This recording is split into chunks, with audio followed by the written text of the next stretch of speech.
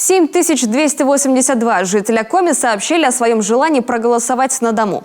Из них 322 человека сделали это через единый портал государственных услуг, что чуть более 1% от общего числа избирателей. Такие предварительные данные сегодня озвучил региональный избирком. Напомню, что каждый человек, кто не может посетить избирательный участок, вправе пригласить комиссию на дом.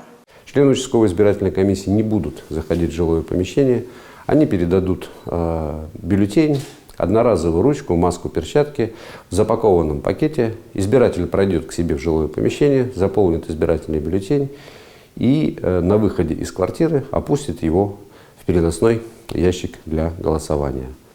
Перечень тех самых уважительных причин, по которым можно проголосовать на дому, не исчерпывающий. Это может быть болезнь, уход за пожилыми людьми или банальная боязнь заразиться ковидом на избирательном участке.